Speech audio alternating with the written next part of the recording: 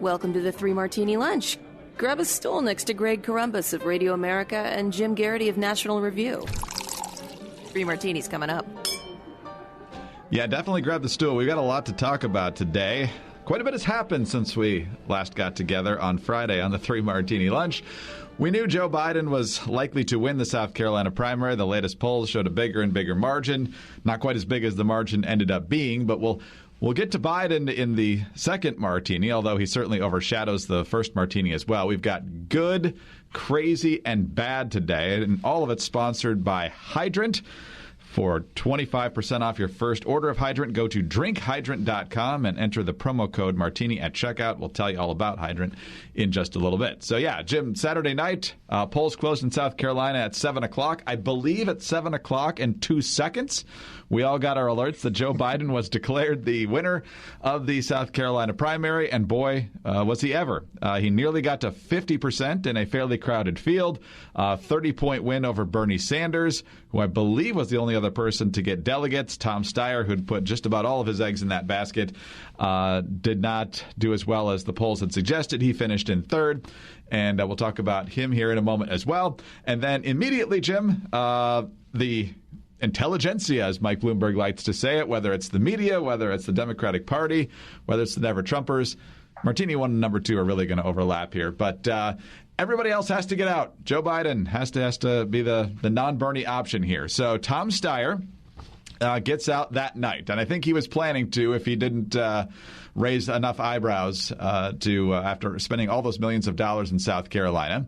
And then yesterday, when it certainly didn't seem like he was planning to, Pete Buttigieg announced he was getting out of the race as well. He had been on Meet the Press. He had been down in Georgia with Jimmy Carter. He was supposed to go to Dallas for a big rally ahead of Super Tuesday.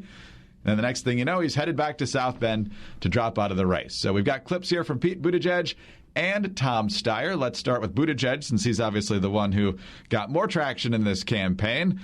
Depending on how you look at it, he won Iowa, and he certainly came in a close second in New Hampshire. But after that, there really was no path for him. And here's what he said on Sunday. After a year of going everywhere, meeting everyone, defying every expectation, seeking every vote, the truth is that the path has narrowed to a close for our candidacy, if not for our cause. Our goal has always been to help unify Americans, to defeat Donald Trump, and to win the era for our values.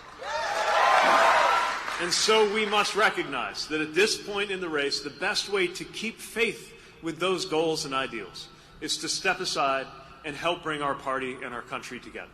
So tonight, I am making the difficult decision to suspend my campaign for the presidency.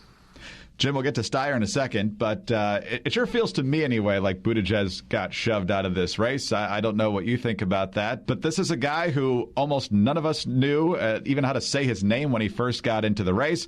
I think it's safe to say that he got attention and traction because he was the first major party candidate to be openly gay, but he got that money from Hollywood, he got the media attention, and he actually did something with it. He didn't have a great record as mayor of South Bend, and we know he's Platitude Pete, but what do you make of, first of all, the Buttigieg exit? Yeah, there are two ways to have almost all presidential campaigns end in either bitter disappointment, embarrassing failure, or some other bad outcome. There are two possible good outcomes. The first is that you win the presidency. Winning the nomination and losing the general election is generally pretty darn disappointing. But the other one is like when you expected your team to not do that well in the NFL and they end up being 9-7. Like, okay, that was pretty good. That's a good optimistic step to build upon for the future.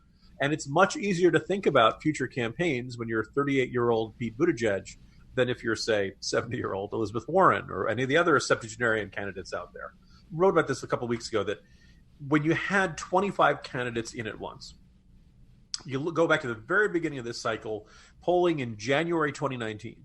You had about a quarter of the electorate said, I like Bernie Sanders most. You had about a quarter of the Democratic primary voters who were responding were saying, I like Joe Biden most.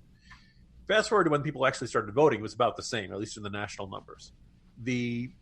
Everybody else, so basically everybody, you basically had to come with your base already pre-established if you were not a well-known national figure. And by and large, all of the candidates who ran who were not well-known national figures, the ones who were comparably unknown, pretty much fell flat on their face. And a whole bunch of governors and a whole bunch of senators got a very rough lesson in nobody knows who you are, and nobody really cares on what you have to say. You really have to make an effort to stand out in this crowd. I'm thinking of like the Deval Patricks of the world, the Michael Bennetts of the world, the John Hickenloopers of the world. Hey, guess what? Outside of Colorado, nobody knows who you are and nobody cares who you are. Pete Buttigieg managed to go out there as the mayor of 100,000 population South Bend and actually make a splash, actually make an impact, get into the top tier. He won Iowa in terms of delegates. He was, close second in the number of votes. He was a close second in New Hampshire. Those are big deals. That is a real feather in his cap. And I think, as we've seen with the strength of Bernie Sanders this cycle, it's kind of underestimated because in modern politics, the sense is, well, if you ran for office once, and you didn't succeed, you failed, nobody wants you anymore, go away. Running for president is really hard. Being successful at the state level does not guarantee that you know what you're doing when you're in the harsh spotlight of the national campaign. Pete Buttigieg, by and large, rose to that. I think his debate performances were by and large very solid. I think in the end, he was a wine track candidate who ran out of states that looked good for him. He put a lot. He had the time and money and the effort to really go after Iowa, and he did very well. He had the time and money and effort to go into New Hampshire, did very well. He had to skimp on Nevada, and he had to skimp in South Carolina, and we saw what happened. And there just isn't. You look at the Super Tuesday states, there's just nothing there for a guy like him that looks like a nice friendly state. The week after, maybe on Michigan, because, South Bend is kind of near Michigan. There just isn't any natural areas. Like, okay, well, after winning these states, he moves on to win that. He got no momentum out of these two states. Maybe some of that is the problems they had with the Iowa recount. But by and large, this was look, Pete Buttigieg, if he just chooses to run again in 2024 or 2028, will still be a relatively young man. He'll still be way younger than most of the candidates running this cycle, and he'll be in a good shape. He's demonstrated he can raise the money. He's demonstrated he can win in the early states. Now he's just got to figure out a way to broaden his appeal, and he's got 48 years to work on that if he wants to. Do you think he got shoved? Well, that's as of yesterday morning, his campaign Twitter account was still telling people to get out the vote on Super Tuesday. So again, maybe the person running the social media accounts wasn't in the loop, but it certainly indicates, as you said, the travel schedule, everything points to the fact that as of yesterday morning, he was expecting to keep going. Now, as I said, the map didn't look good for him, and I think it's possible he looked at it and said, you know what? If I quit now, I get credit for being a team player. I can acknowledge the fact that, look, Nevada did not go well, and South Carolina did not go well. And, oh, by the way, Pete Buttigieg put a lot of money into trying to win over African-American South Carolina, and he did not close the deal. So if he wants to look at something he needs to work on if he chooses to run again, that's a big glaring neon sign. If you're going to go into 15 states in Super Tuesday and not do well anywhere, well, why not get out, right? Now you got an excuse. I mean, it's bad news for everybody in California who already mailed in their ballot. And, oh, by the way, he was at 10%. He's about 10% in the polls in California. So maybe something in the neighborhood of like 270,000 Californians cast in their ballots for him, and now they've voted for somebody who's out of the race. But hey, it happens. That's what you get when you vote early, Californians. Jim, is there a platitude for how losing is really winning? I was thinking about that. Yeah, I think probably it's something like, the only way you can truly enjoy the greatest victory is if you're willing to admit you've been defeated.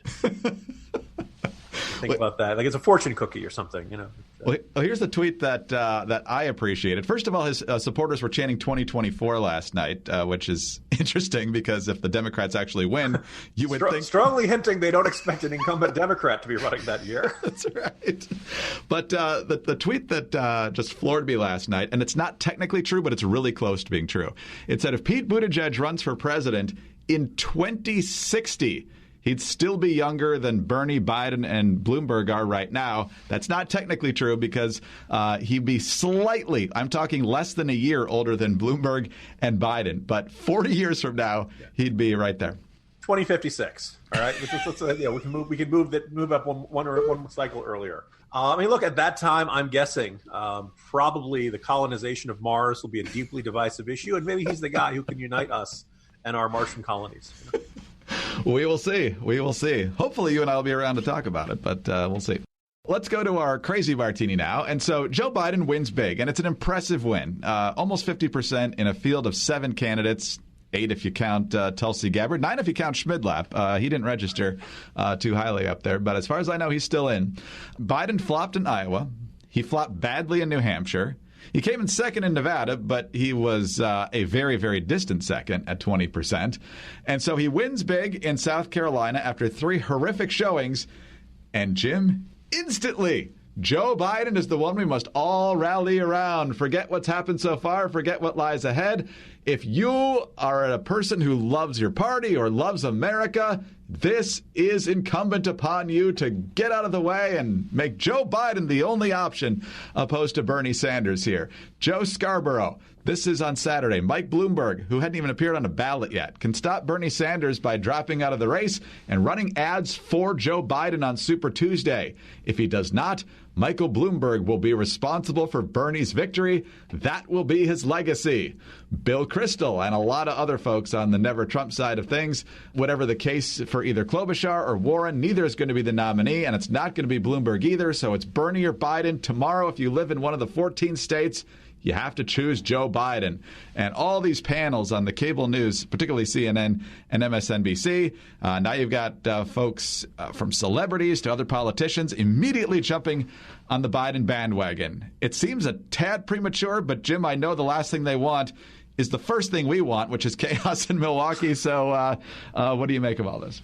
Yeah, well, so first of all, I think it's time for us to take this concept that early state wins will generate momentum down the road and just drive a stake into this idea. Because, and every year you see some candidate who decides to basically pitch a tent, or in the case of Chris Dodd, literally move to the state of Iowa. And they put all their resources into it, and they're hoping that they can, they don't have a lot of money, they're not going to be able to run a whole bunch of ads, but they're going to shake enough hands and enough diners to get themselves to the victory. Most of the times they don't even win Iowa. But even if you do, you cannot scale that to a whole bunch of states on a Super Tuesday type situation. By the way, I think the Democrats may want to rethink the idea of Super Tuesday because, with 15 states, this many delegates at stake, 3 days after South Carolina, you effectively have a national primary. And if your fear is that you're eliminating a lot of good possibilities because it's too expensive to run in 15 states simultaneously, well, okay, maybe you do need to think about, spacing them out more. Maybe it is, and maybe the states that are like, oh, if we're too late, we don't really matter anymore. This is a way of making sure that states, that there's still a competitive race well into the spring.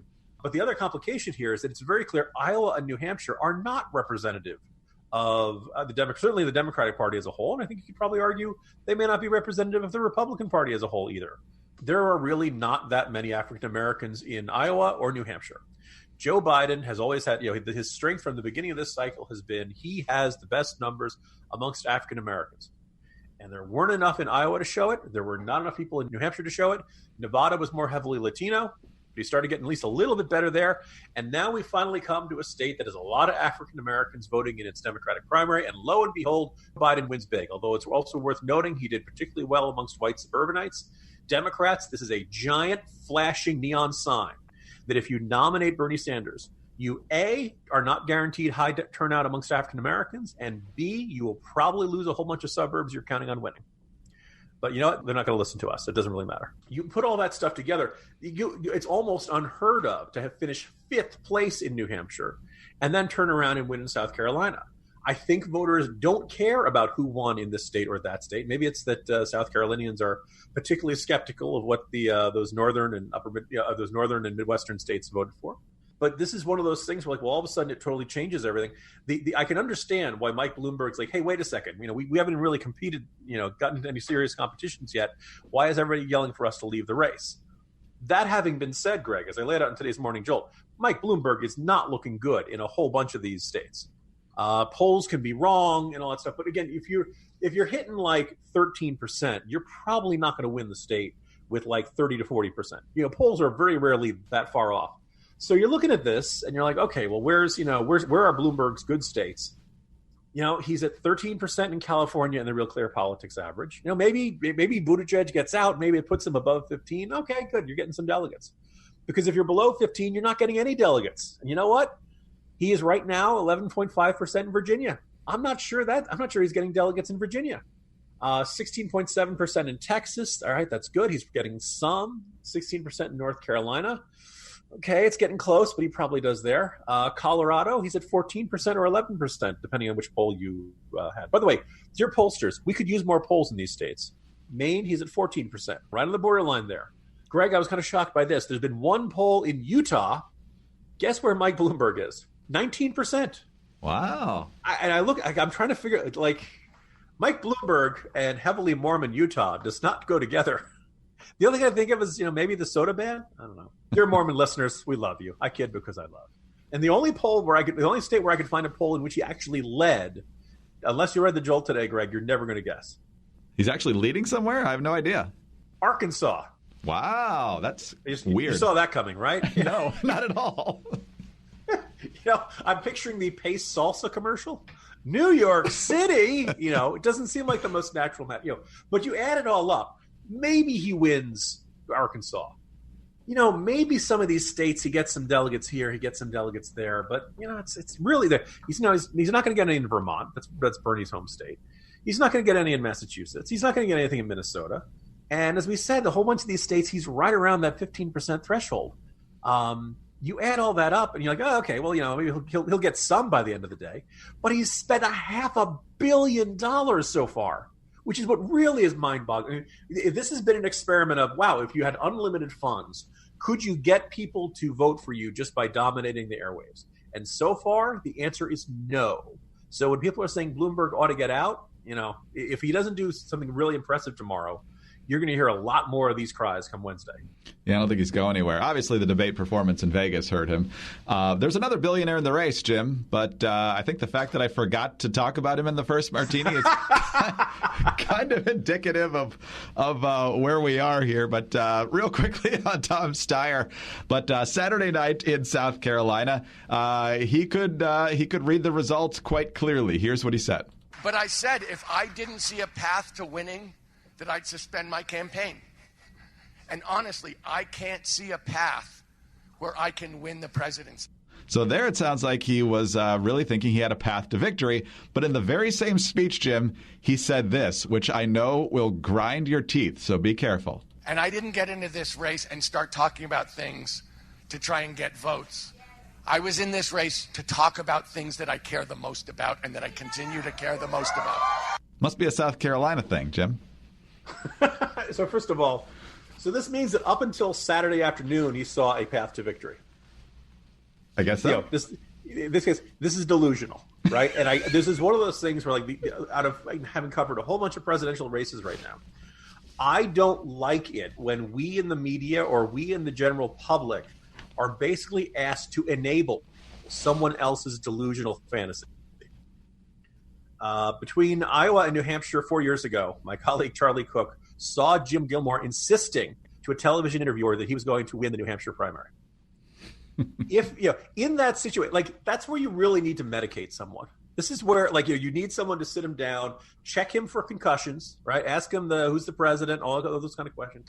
On the one hand, you feel bad for these people because they're so wrapped up in this. They put so much effort into it, and they want to believe. But you know what, Greg, I don't know. I'm not put on earth to make these people's egos happy, right? And by the way, when you're a billionaire, it's doubly infuriating because it's one of those things where I think the Democratic National Committee and maybe the Republican National Committee might want to institute some sort of rule of either no billionaires, that if you're a billionaire, you're not allowed to run for president, or alternately some sort of aspect to discourage this, not because billionaires will buy the election. In fact, as I laid out just a few moments ago, there's very little evidence to suggest that Mike Bloomberg is successfully buying the nomination. He may be attempting to.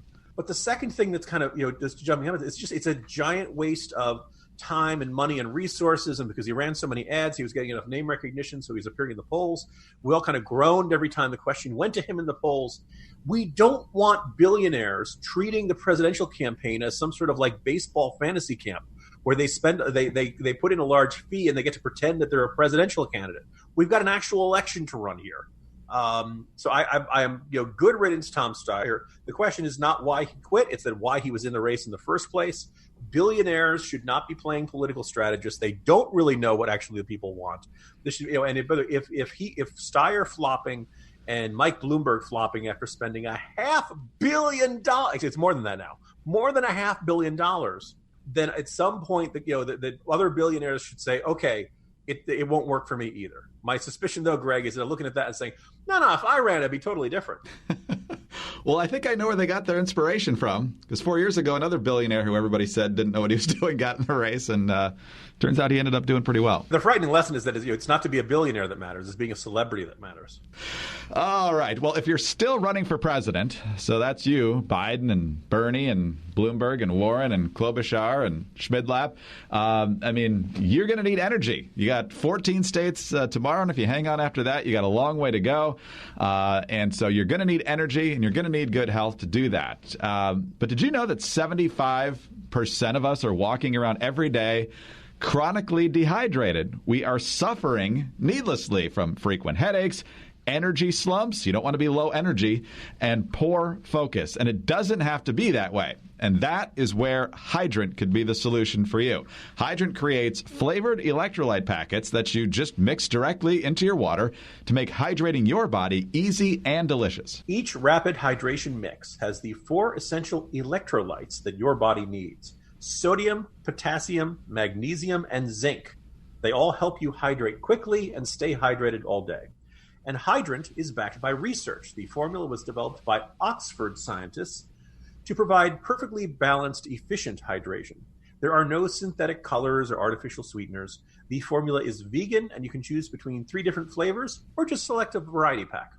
Hydrant starts at just $1 a packet for a 30-day supply, and you can save even more with a monthly subscription. And so for 25% off your first order, 3 Martini Lunch listeners can go to drinkhydrant.com and enter the promo code Martini at checkout. That's drinkhydrant.com and enter promo code Martini for 25% off your first order. Again, drinkhydrant.com and enter the promo code Martini. And staying hydrated is a good way to keep yourself healthy during cold, flu, and coronavirus season. So definitely want to stay on top of that. All right, Jim, we are going to go away from the presidential campaign for our final martini. This is our bad martini. Given all the attention on coronavirus and the South Carolina primary and Super Tuesday, this didn't get nearly as much attention as it probably would have in a normal news cycle, but when was the last time we had one of those lately? There was actually a peace treaty signed between the United States and the Taliban, and it looks like this might not be the most long-lasting agreement, which I'm sure will shock so many people.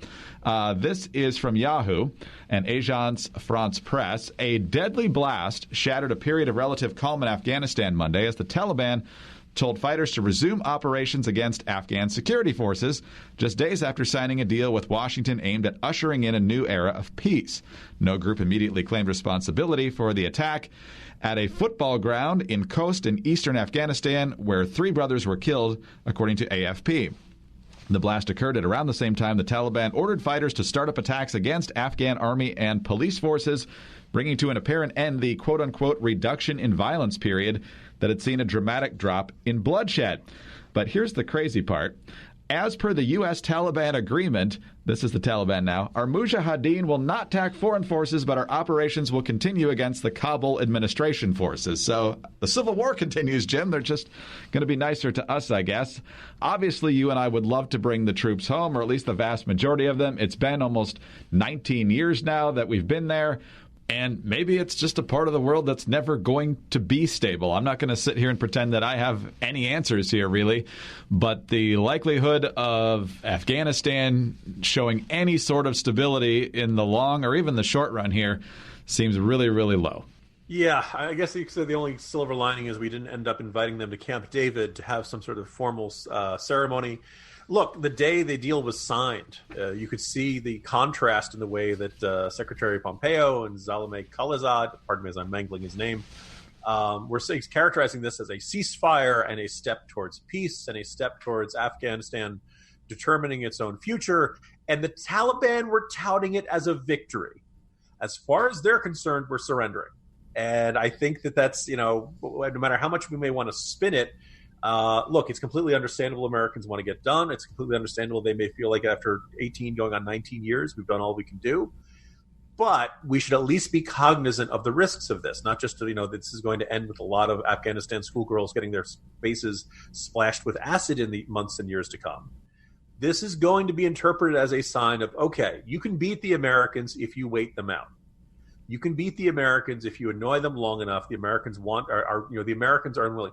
If the message from America is, look, our purpose was to destroy Al-Qaeda, we have destroyed Al-Qaeda. Afghanistan, you must determine your own fate. We realize that you may be super duper bloody in how you determine your own fate. We realize this is probably going to end in a terrible civil war. Our job is done. It's up to you to fight your own battles now. If we want to go down that path, go right ahead. Just be prepared for it. And my suspicion is that this administration is kind of soft pedaling the risk and the likely consequences of this, which means that a year from now, 2 years from now, 3 years from now, when you get the CNN effect, when we get footage of these, of the Taliban committing atrocities again, people will ask, some people will say we got to go back in there again. Some people will insist we don't. The really $1 million question is, do we think the Taliban has learned the lesson of not, providing a home for anti-American terrorists? And I think I don't know the answer to that question. And I certainly hope they've learned their lesson. I don't know if they have. And my fear is that we end up back in this situation sometime around the time Pete Buttigieg decides to run for president again. I mean, hope springs eternal, I guess. Hopefully that there can be some sort of stability there. Surely they've decided to become hookah-smoking, drum players or something. Clearly they're ready to lay down their arms and be good people now. Yeah, it's not going to change. It's not going to change. Jim, crazy day. This week's going to be pretty crazy, especially with Super Tuesday tomorrow. See you then. See you tomorrow, Greg. Jim Garrity, National Review. I'm Greg Corombos, Radio America. Thanks for being with us today. Don't forget our great sponsor, Hydrant. DrinkHydrant.com. Enter the promo code Martini for 25% off your first order. Also, please subscribe to the podcast. Leave us a kind review. And also, you can find us on those home devices, Alexa, Google Home. Just say, play 3 Martini Lunch podcast. Have a great day, and we'll see you right back here for the 3 Martini Lunch on Tuesday.